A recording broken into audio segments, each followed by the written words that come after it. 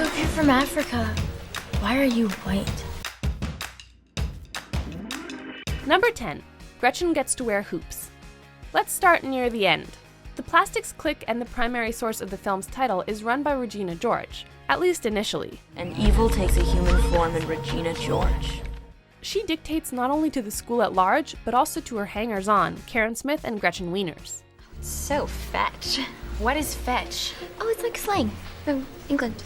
This includes forbidding them from wearing articles of clothing like hoop earrings because they're, quote, her thing, despite Gretchen receiving a pair of them from her parents as a Hanukkah gift. And then for Hanukkah, my parents got me this pair of really expensive white gold hoops. And I had to pretend like I didn't even like them, and it was so sad. However, once the Plastics have broken up at the film's end, Gretchen can be seen sporting a pair after all. Number 9. Regina's homeschooler beloved book. Regina is hardly an intellectual, but she's still quite a cunning, if cruel, girl. Don Schweitzer is a fat virgin.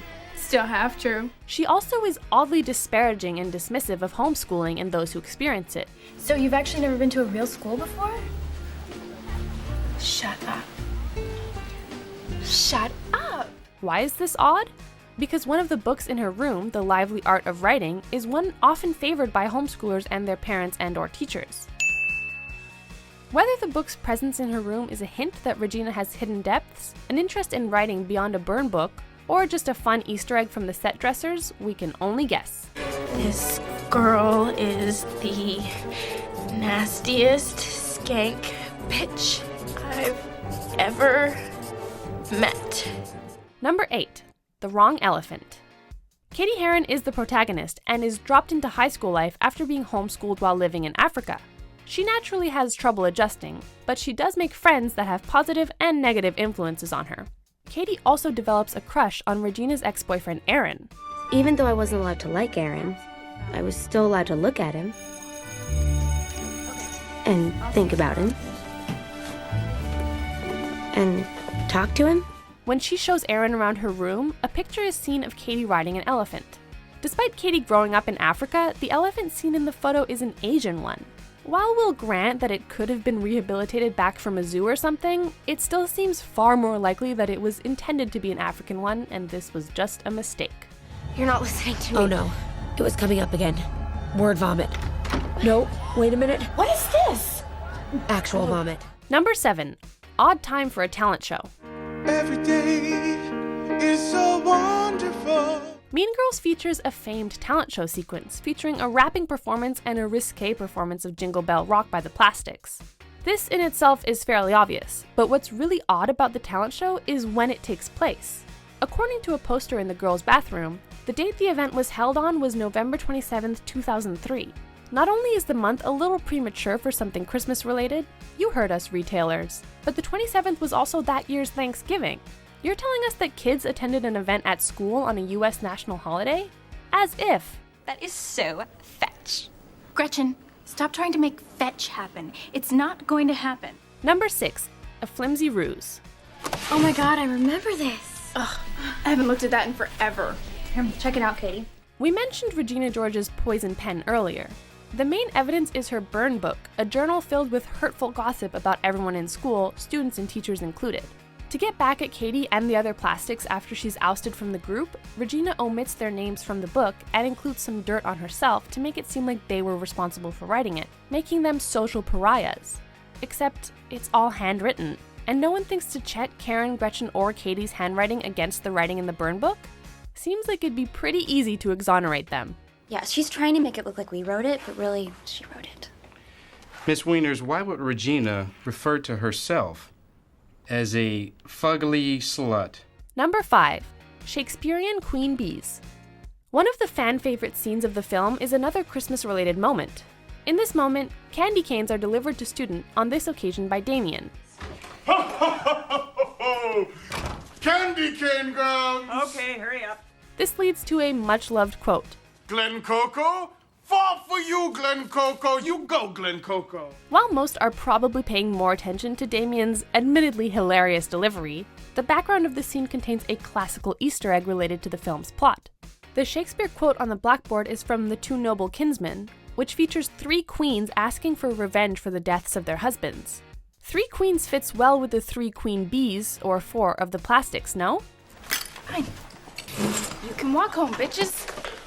That's where you're going, fat ass. Number 4. Ms. Norbury is a piano virtuoso.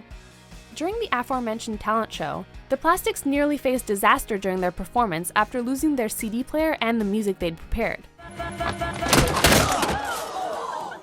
However, Katie begins singing Jingle Bell Rock and is joined by the others, with Ms. Norbury joining them on the piano.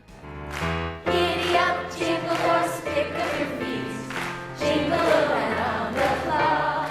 Now, in case you didn't know, playing by ear can be quite difficult, even for professionals. So, Ms. Norbury is not only an overworked, underpaid high school teacher / bartender who drives a Trans Am? What? But she's also an amazing piano player. Maybe her third job is as a music teacher or a lounge player. I pushed myself into working 3 jobs. And now I'm gonna push you, because I know you're smarter than this. Number 3. Katie copies Regina before replacing her. In her attempts to take Regina and the rest of the plastics down from within the group, Katie inadvertently becomes more like Regina over time. Why were you talking to Janice Ian? I don't know. I mean, she's so weird. She just, came up to me and started talking to me about crack. While this can easily be seen after she's already taken Regina's place, given that Katie starts wearing hoop earrings, there are some signs beforehand too. Hey guys. You look awesome. I know, right? One of the more prominent indicators is the necklace with the letter C on the end that Katie begins wearing, an imitation of the R one that Regina wears. Subtle foreshadowing is always fun to find, no matter the film. That Katie girl is hot. She might even be hotter than Regina George. Number 2. Katie's weird racism. Although generally pretty intelligent, Katie makes a surprisingly dumb and racist mistake early on in the film. While trying to get to know students in the cafeteria, she attempts to speak Swahili to black kids. Jumbo. What? Trying to fit in and falling back on something familiar is one thing, but did Katie honestly believe that the students were from Africa? Did she, someone who grew up there, not realize that Swahili is just one of literally thousands of languages spoken on the continent? Is she unaware of American history and that most black people in the US had ancestors who were African slaves who lost much of their culture? Like, what the actual hell, Katie? So if you're from Africa, why are you white? Oh my god, Karen, you can't just ask people why they're white. Number 1. Janice and Damien's map. When she first arrives at North Shore High, Katie is completely ignorant of the social hierarchy of the school. Here, this map is gonna be your guide to North Shore. Thankfully, her new friends Janice and Damien manage to fill her in on everything she needs to know. Part of their education includes a map of the cafeteria and the surrounding environs. Cool Asians, varsity jocks, unfriendly black hotties, girls who eat their feelings. This map contains plenty of blink-and-you'll-miss-it details, including where each clique sits in the lunchroom, the typical menu items served, as well as a warning that the nearby woods are prone to makeout sessions and sexual activity. Useful info indeed. Did you enjoy this video? Check out these other clips from MsMojo, and be sure to subscribe and ring the bell to be notified about our latest videos.